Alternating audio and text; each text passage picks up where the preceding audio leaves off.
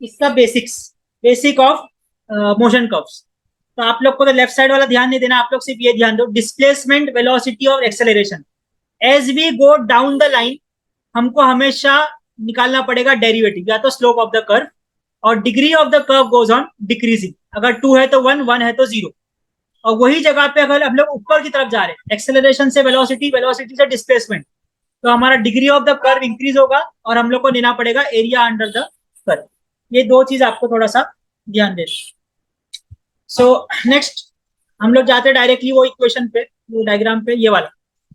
तो क्वेश्चन में आप लोग को दिया है the velocity of car varies with time as per the function describe below. Diagram की जगह पे आपको इक्वेशन दे दिया, उससे कोई फर्क नहीं पड़ेगा। ठीक है, चलो उसने क्या बोला, ये जो इक्वेशन है, मेरी आवाज आ रही है सबको? Yes sir. हाँ, देखो पहला इक्वेशन क्या बोला उसने, 0 to 4, ये टी है एक्चुअली, ये टी है, 1 नहीं है। 0 to 4, 0 to 4 के बीच में इक्वेशन चलेगा वेलोसिटी का 1.5252। तो अपन यहाँ सॉल्यूशन कर लेते पहले। Solution v is equal to 1.25t। ठीक है, अब मैं लिखता हूं when t is equal to 0, v क्या हो जाएगा? 0 0 ही आएगा ना, t जब 0 हो गया तो 1.2.20, v 0। And when t is equal to 4, t is equal to 4 होगा तो वेलोसिटी क्या हो जाएगी? 5 आएगा। 5 आएगा, करेक्ट, 5 आएगा, 5 मीटर पर सेकंड।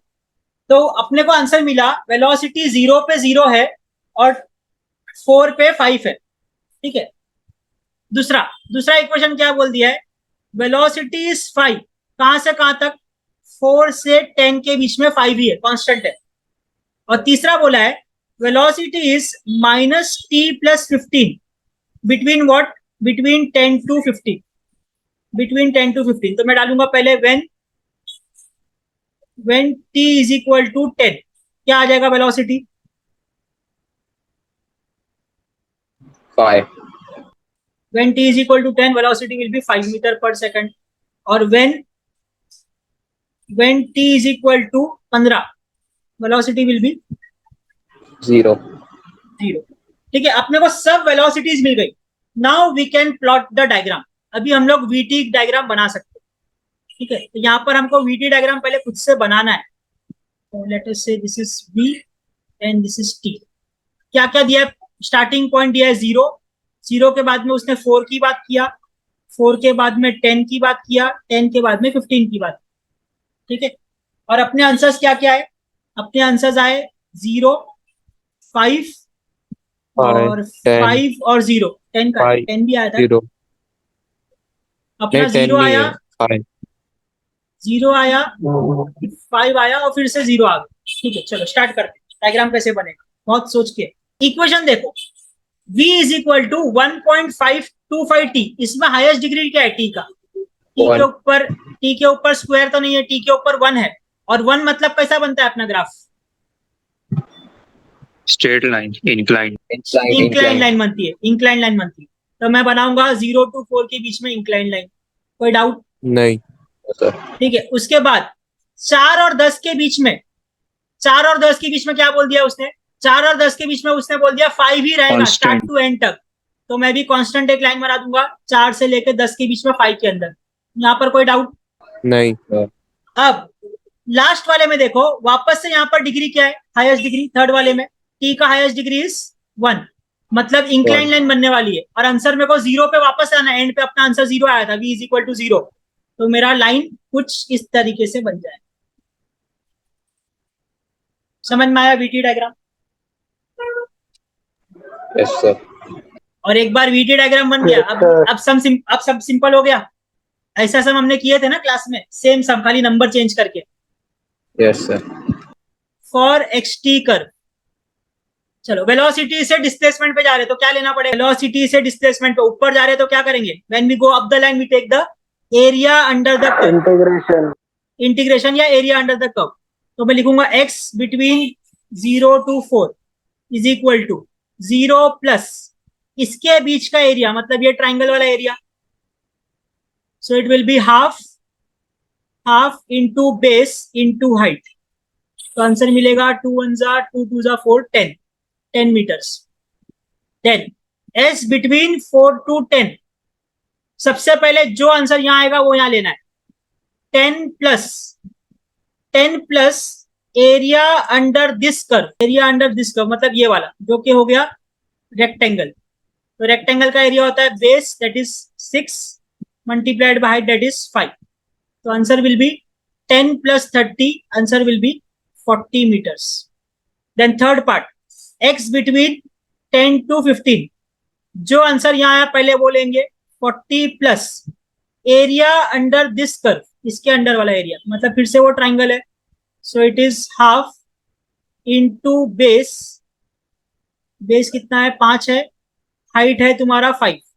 सो यहाँ पर 2 5 है 25 का हाफ हो जाएगा 12.5, 12.5 प्लस 50 52.5। करेक्ट है क्या? देखो करेक्ट। करेक्ट। तो ये हो गया अपना calculation for x T curve. अभी हम लोग निकाल देंगे for eighty curve. Eighty curve में भी सेम चीज, ए फ्रॉम 0 to 4 लेंगे, ए फ्रॉम 4 to 10 लेंगे और ए फ्रॉम 10 to 15 लेंगे। बट ए के लिए अपने को क्या लगता है? कोऑर्डिनेट्स, बिकॉज हमको स्लोप लेना रहता है y2 minus y1 upon x2 minus x1। ठीक है, तो यहाँ पे कोऑर्डिनेट्स क्या आएंगे? इसके कोऑर्डिनेट्स बताओ। 0 वाले के 0,0। ठीक है, इसका कोऑर्डिनेट क्या आएगा? ये वाले पॉइंट का x पे 4 है, y पे 5 है। ठीक है, ये वाला जो कोऑर्डिनेट है वो है x पे 10, y पे 5, और ये वाला जो कोऑर्डिनेट है वो है x पे 15, y पे 0। चलो अब स्टार्ट करते हैं। From 0 to 4, y2 minus y1 upon x2 minus x1। तो क्या क्या आ जाएगा इधर? y2 minus y1 will be 5 minus 0 upon x2 minus x1 मतलब 4 माइनस 0। तो आंसर विल बी 5/4। इसका आंसर कितना होगा? I think 1.25 metre per second square. Correct है? चलो ए बिटवीन 4 to 10, 4 to 10 फिर से वही फॉर्मूला लगेगा, y2 minus y1 upon x2 minus x1। y2 5 minus y1 5 upon x2 10 minus x1 4। But ये ऊपर 5 माइनस 5 0 हो गया, तो answer will be also 0 meter per second square. चलो लास्ट वाला same formula, y2 minus y1 upon x2 minus x1 which is equal to y2 minus y1 0 minus 5 upon x2 minus x1 15 minus 10. So it will be minus 5 upon 5. So answer will be -1 meter per second square. चलो अभी last part है अपना diagram. तो इसके ऊपर मैं बनाता हूं अपना xt कर्व और इसी के नीचे मैं बनाऊंगा अपना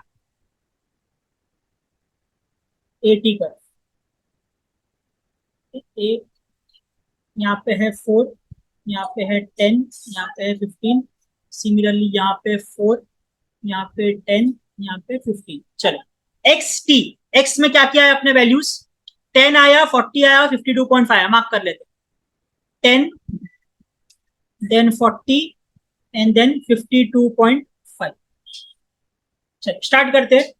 यहाँ पे वेलोसिटी में डिग्री 1 है, वेलोसिटी में डिग्री 1 है, तो ऊपर डिग्री क्या हो जाएगी? हम लोग ऊपर जा रहे हैं तो डिग्री 2 पैराबोला बनेगा, बराबर।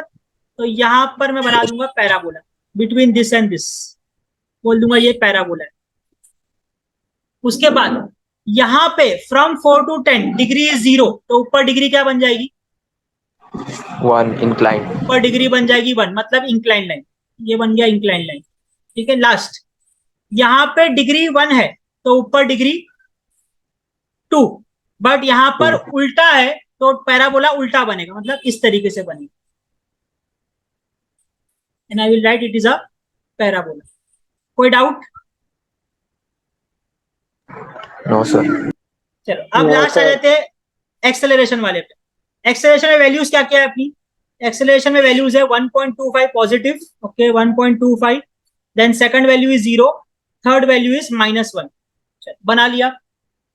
आंसर देखो, 0 और 4 के बीच में 1.25 चाहिए, 0 और 4 के बीच में 1.25। जब वीटी कर्व में डिग्री 1 है तो नीचे डिग्री क्या हो जाएगी? 0. 0 मतलब स्ट्रेट लाइन। तो 1.25 में मैं एक स्ट्रेट लाइन बनाऊंगा, ठीक है, बिटवीन 0 एंड 4। उसके बाद बिटवीन 4 to 10 हमारा वेलोसिटी में ही डिग्री 0 है, मतलब नीचे तो कुछ भी नहीं आएगा। तो मैं 4 और 10 के बीच में एक्स वाई एक्सिस पे इसको डार्क करूंगा, यहाँ पर ऐसे इसको डार्क कर देंगे between x and x axis. और लास्ट वाला क्या है? -1, और -1 आ जाएगा आपका 10 to 15 के बीच में। तो ये बन गया आपका एक्सेलरेशन टाइम कर्व।